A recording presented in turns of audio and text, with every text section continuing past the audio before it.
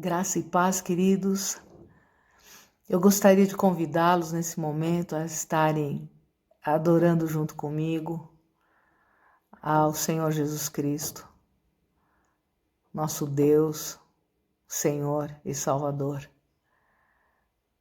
aquele que é o Rei dos Reis, aquele que é o Senhor dos Senhores, aquele que é, que era e que há de vir, para reinar de maneira soberana, absoluta, para sempre e eternamente. Em nome de Jesus.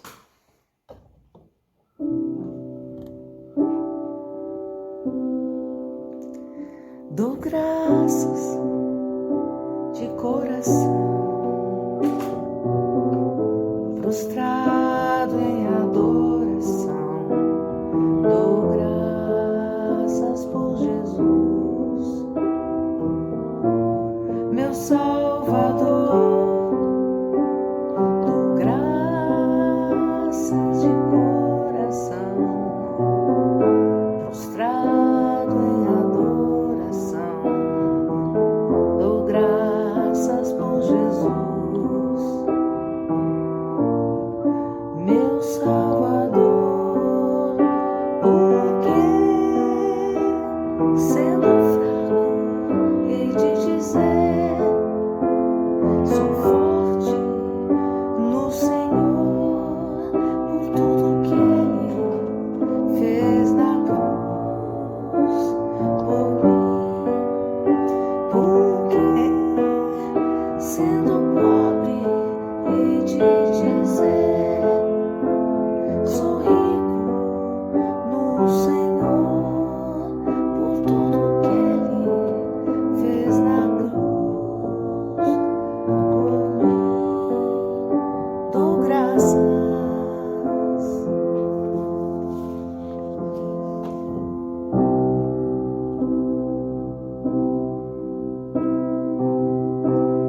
Em meu coração há uma canção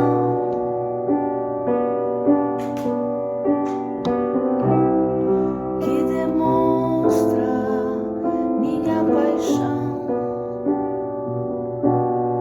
para o meu Rei, para o meu Rei e meu Senhor,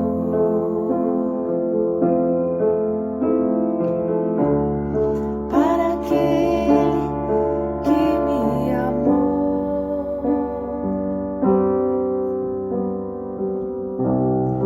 Meu coração há uma canção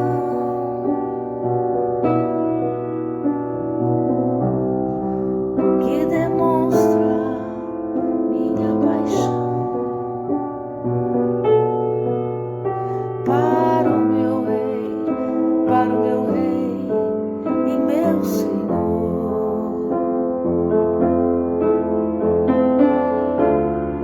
para aquele que me amou.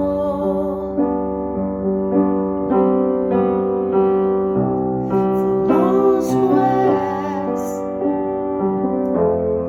meu Senhor, formoso és tu, amado meu. Tu és a fonte da minha vida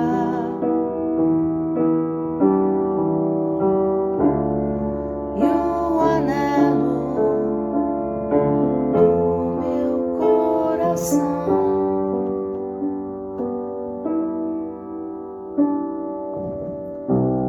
Em meu coração há uma canção que demonstra minha paixão para o meu Rei, para o meu Rei e meu Senhor,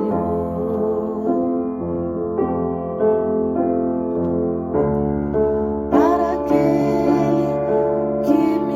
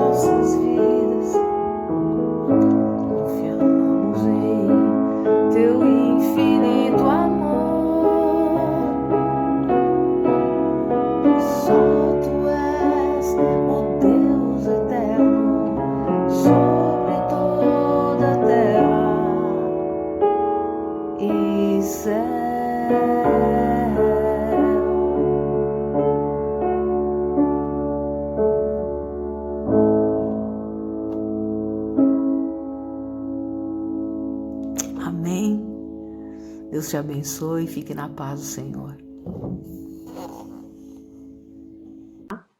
Eu sou Ana Lúcia Bedix, sou professora convidada aqui do Seminário Servo de Cristo e também sou ex-aluna do seminário. É por isso que é muito bom poder estar aqui, dando as boas-vindas a vocês nessa nossa capela. Quero dar as boas-vindas para os professores, para os alunos, para os colaboradores do seminário.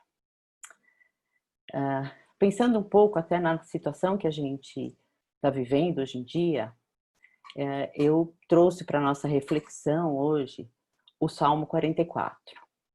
O Salmo 44 é uma oração feita pelo salmista e por sua congregação numa situação de crise, de emergência nacional. Eles tinham acabado de ser derrotados por seus inimigos. E pela descrição que o salmista faz, foi uma derrota devastadora, com consequências trágicas.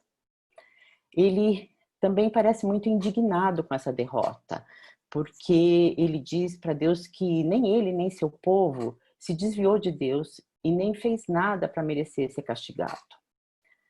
Alguns comentaristas dizem que, por isso, essa derrota não estaria associada a nenhuma das derrotas anunciadas pelos profetas que viriam como punição. Provavelmente é uma derrota relativa a uma experiência no reino de Judá, durante o reinado de Josafá ou de Ezequias. Eu vou ler o finalzinho desse salmo, porque esse salmo começa louvando a Deus por tudo que ele já havia feito no passado e termina com uma oração de lamento e um pedido de socorro. Do versículo 23 ao 26, ele diz assim: Desperta, Senhor, por que dormes? Levanta-te, não nos rejeite para sempre, porque escondes o teu rosto e esqueces o nosso sofrimento e a nossa aflição. Fomos humilhados até o pó, nossos corpos se apegam ao chão. Levanta-te, socorre-nos, resgata-nos por causa da tua fidelidade. Esse salmo retrata uma situação que, de uma certa maneira, pode se parecer muito com a situação de crise que nós estamos vivendo. Nós não estamos em guerra, mas sabemos que durante esses 9 meses do nosso ano de 2020, nós temos sido afligidos por uma pandemia do coronavírus, ou Covid-19. Ele tem atingido todas as nações do nosso planeta. Hoje eu vi que ele atingiu já a marca de 1 milhão de mortos, 142 mil mortos só no nosso país. O que causa, lógico, muita tristeza para todos nós e principalmente para aqueles que perderam amigos, entes queridos para essa doença. Além disso, ele atingiu muitas pessoas, deixando que elas ficassem doentes e fossem hospitalizadas, gerou muito sofrimento físico. Não podemos esquecer também do sofrimento econômico que estamos passando. Estamos mergulhados numa crise econômica, com muitas pessoas perdendo suas rendas, ficando sem emprego. E também, como alguns estudiosos têm nos alertado, vivemos uma crise e um pico de angústia, ansiedade e depressão, por conta da doença, do medo de nos contaminarmos, do medo de contaminarmos alguém ou pelo isolamento social. E uma forma bíblica muito adequada para expressar o nosso sofrimento e a nossa dor é o lamento. O lamento permite que o povo de Deus, seja individualmente ou como comunidade, clame a Deus em protesto, dizendo diretamente para Deus que as coisas não são como deveriam ser, ou pelo menos como nós achamos que elas deveriam ser, e pedindo que ele mude o que está errado.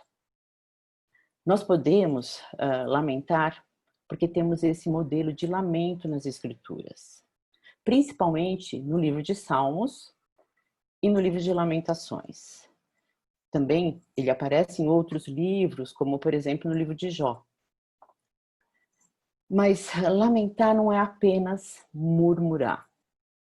É trazer diante de Deus nossa dor e o nosso sofrimento, com quebrantamento, sabendo que Ele nos ouve, Ele nos acolhe, Ele nos entende.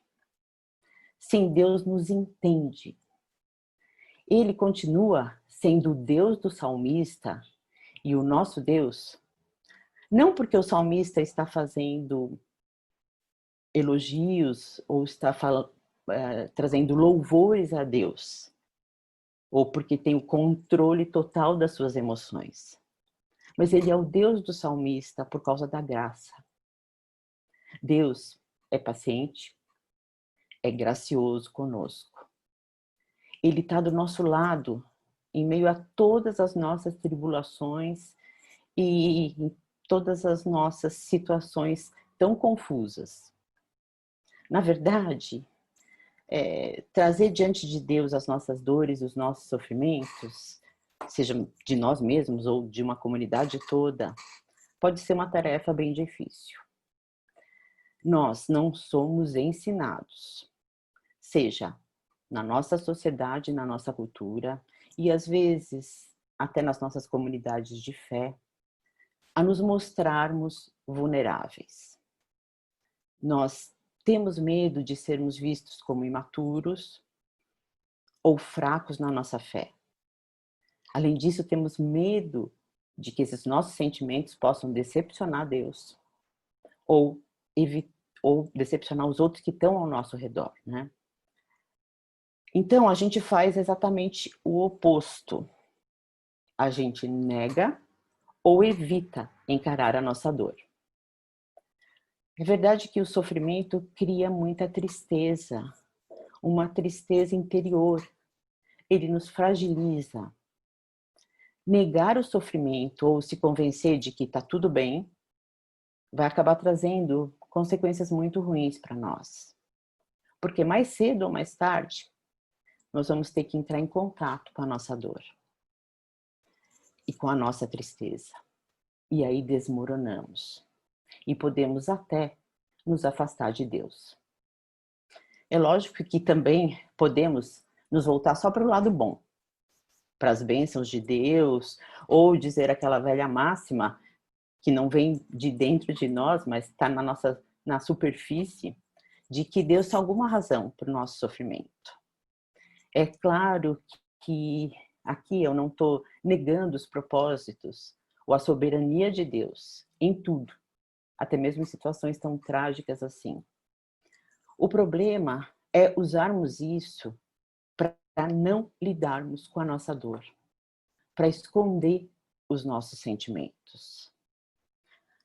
Há também a possibilidade de que, por não entendermos corretamente o que Paulo nos diz em versículos como Romanos 5:3, ele diz que nós nos gloriamos nas tribulações, porque sabemos que a tribulação produz perseverança.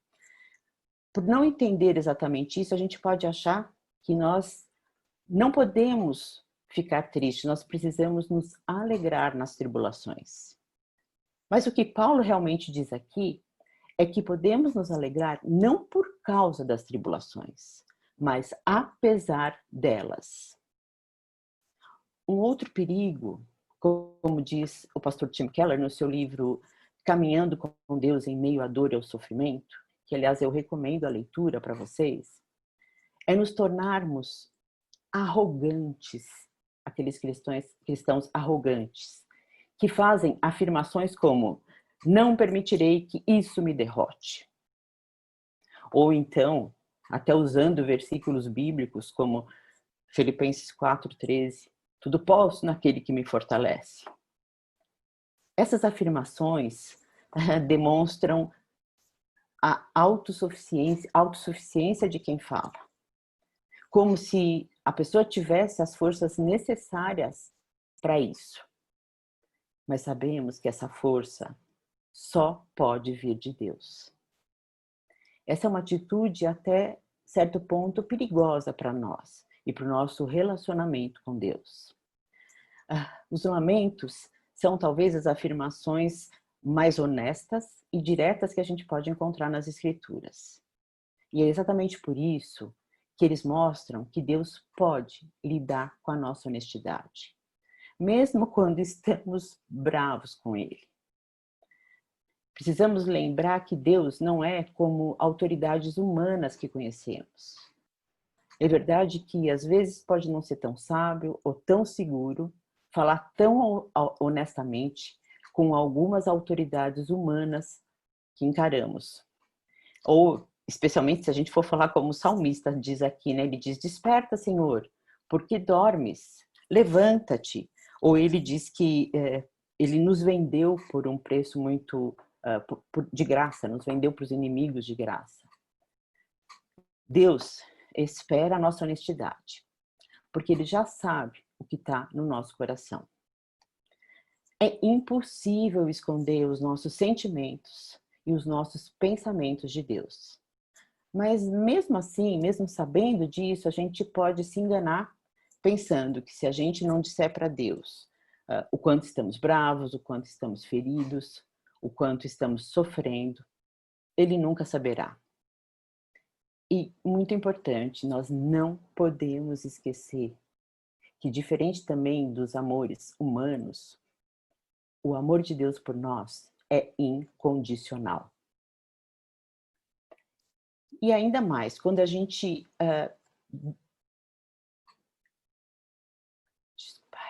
Desculpa, me perdi aqui.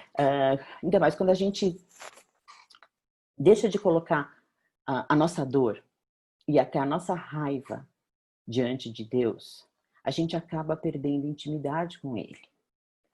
Se a gente não apresenta as nossas dores para Deus, a gente não vai poder sentir a presença dEle conosco, mesmo em meio ao sofrimento, em meio à dor.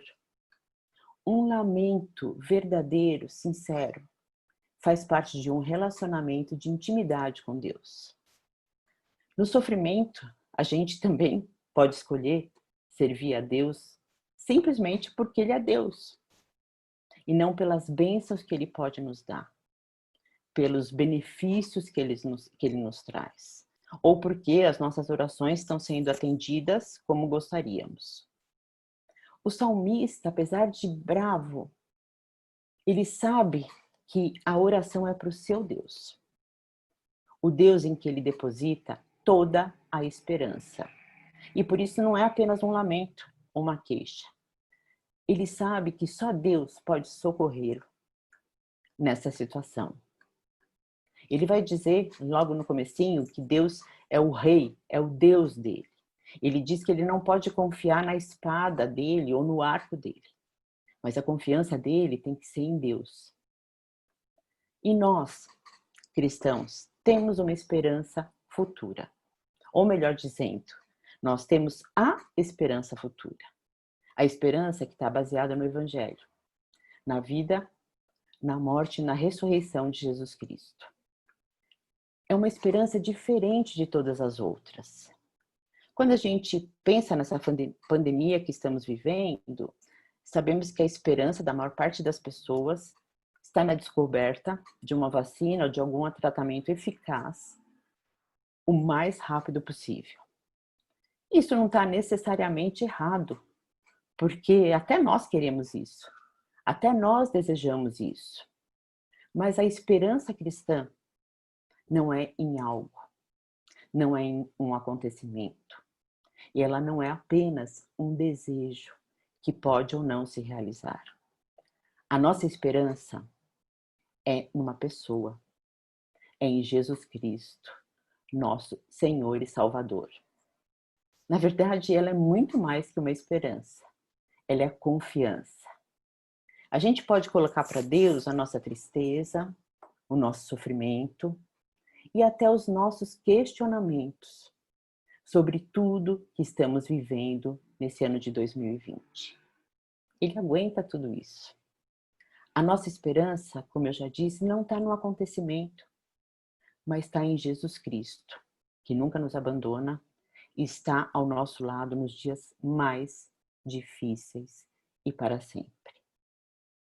Que você possa colocar diante de Deus agora as suas dores, seu sofrimento e também a sua esperança. E que Deus nos abençoe.